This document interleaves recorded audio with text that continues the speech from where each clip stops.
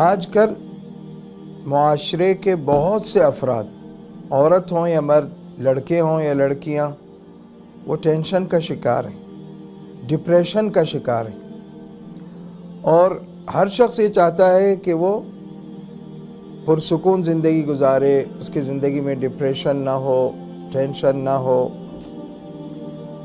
تو اللہ کے پیارے نبی صلی اللہ علیہ وسلم نے ہمیں ہر موقع کے لیے تعلیمات دی ہیں، علاج بھی بتایا ہے، یعنی عمل سے بھی علاج ہے، دعاؤں سے بھی علاج ہے، اخلاق سے بھی علاج ہے۔ تو سب سے پہلی چیز تو ہے کہ ایمان اور اللہ کی ذات پر توکل اور یقین، یہ ٹینشن کا سب سے بڑا علاج ہے۔ ڈپریشن کا سب سے بڑا علاج یہ ہے کہ اللہ کی ذات پر ایمان ہو، اللہ کی ذات پر یقین ہو اور اللہ کی ذات پر توکل ہو۔ اچھا، اب دیکھیے بہت سے لوگ ایسے ہیں جو اپنے ماضی کو یاد کر کر کے روتے رہتے ہیں کہ میرے ساتھ ایسا کیوں ہوا تھا، فلاں نے مجھے ایسا کیوں کہا تھا، فلاں رشتہ دار نے اس طرح کیوں میرے ساتھ معاملہ کیا، فلاں رشتہ دار نے یہ تکلیف دی۔ یہ ماضی کو یاد کر کر کے وہ اس ٹینشن سے اور ڈپریشن سے نکل ہی نہیں پاتے۔ اور کچھ لوگ ایسے ہیں جو مستقبل کے اندیشوں میں رہتے ہیں کہ پتہ نہیں کیا ہوگا، ارے اگر جاب چھوٹ گئی تو کیا ہوگا، اگر کاروبار میں نقصان ہو گیا تو کیا ہوگا۔ جی، وہ آنے والے ایام جو ہیں، زندگی کے آنے والے جو دن ہیں، اس کے بارے میں فکر مند رہتے ہیں۔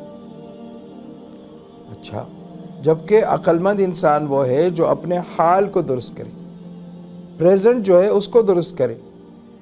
پاسٹ اور فیوچر جو ہے اس کی فکر میں گھلنا، یہ انسان کے پریزنٹ کو، حال کو خراب کر دیتا ہے۔ جو شخص ماضی میں جیتا ہے اور ماضی کی بری یادوں میں جیتا ہے، کبھی سکون نہیں پائے گا۔ اور جو مستقبل کے اندیشوں میں جیتا ہے، مستقبل کی فکر میں رہتا ہے، بس کیا ہوگا کیا ہوگا، اس سے کیا ہے یہ بھی ٹینشن اور ڈپریشن کا شکار ہوگا۔ تو جو آج کا دن جو آپ کا گزر رہا ہے، اس کو آپ کتنا بہتر گزار سکتے ہیں، یہ ہے عقل مندی۔ آپ کے دن کی ابتدا ہوئی نماز فجر سے۔ اب آپ نے نماز فجر ادا کی نا، تو آپ کی 50% جو آپ کی یعنی جو ڈپریشن تھا آپ کا 50% دور ہو گیا فجر کی نماز سے۔ کیوں؟ کہ آپ کے دل پر ایک اللہ کی طرف سے سکینت نازل ہوئی، اطمینان نازل ہوا۔ اللہ تعالیٰ نے گویا آپ کو تسلی دے دی کہ میرے بندے، جب اکثر لوگ سو رہے ہیں تو اس وقت نماز پڑھ رہا ہے، اور تو ان بندوں میں شامل ہوا جو فجر کی نماز ترک نہیں کرتے۔ تو اس سے ایک خود دل پر عجیب اطمینان اور سکون کی کیفیت ہوتی۔ پھر اس کے بعد اب آگے چلیے، آپ نے صبح کے مسنون اذکار پڑھ لی، ان کے ذریعے آپ کی حفاظت ہو گئی، حاسدین کے شر سے بھی حفاظت ہو گئی، جنات اور جادو وغیرہ سے بھی حفاظت ہو گئی۔ آپ نے وہ اذکار پڑھ لیے، مسنون اذکار، ٹھیک ہے۔ اور پھر آگے چلیے، اب یا تو آپ تاجر ہوں گے، بزنس مین ہوں گے، یا آپ ملازمت پیشہ ہوں گے، جاب کرتے ہوں گے، یا آپ اسٹوڈنٹ ہوں گے، یا آپ بے روزگار ہوں گے۔ یہی حالات ہیں نا دنیا کے۔ تو آپ اگر کاروباری ہیں، بزنس مین ہیں، تو آپ اپنے بزنس کو سچائی اور امانت داری کے ساتھ بڑھائیں، اللہ تعالیٰ کی طرف سے رحمتیں، برکتیں نازل ہوں گی۔ اگر آپ جاب کرتے ہیں تو اپنی جاب کو امانت داری کے ساتھ پورا وقت دیں، پوری توجہ دیں، اور رزق حلال کمانے کے لیے جو آپ کی ذمہ داری ہے وہ پوری کریں۔ اچھا، پھر یہ بھی یاد رکھیں کہ تجارت ہو یا ملازمت ہو، دونوں میں جب نیت رزق حلال کمانے کی ہو اور حقوق اللہ، حقوق العباد ادا کرنے کی ہو، تو یہ دونوں چیزیں عبادت بن جاتی ہیں۔ ہر کوئی شخص 8 گھنٹے جاب کرتا ہے، 8 گھنٹے ڈیوٹی دیتا ہے تو اس کے یہ 8 گھنٹے عبادت میں لکھے جائیں گے، ثواب میں لکھے جائیں گے، جبکہ وہ رزق حلال کمانے کے لیے. کوئی شخص اپنے بچوں کے لیے، اپنے بیوی بچوں کے لیے، اپنے والدین کے لیے محنت کرتا ہے، کیونکہ مرد جو کماتا ہے نا، مرد کی جو کمائی ہے وہ اپنی ذات کے لیے تو بہت ہی کم ہوتی ہے. بیوی بچوں کے لیے، والدین کے لیے، بہن بھائیوں کے لیے، سب کے خرچے اس کے ذہن پر سوار ہوتے ہیں، ان سب کو. تو یہ اس کا پورا وقت عبادت میں لکھا جائے گا، ثواب میں لکھا جائے گا، جو وہ اپنی ذمہ داری کو پورا کرے. اور اگر کوئی بے روزگار ہے تو اس کے لیے بھی اللہ تعالیٰ نے قرآن مجید میں فرمایا وَمَن يَتَّقِ اللَّهَ يَجْعَلْ لَهُ مَخْرَجًا وَيَرْزُقْهُ مِنْ حَيْثُ لَا يَحْتَسِبُ.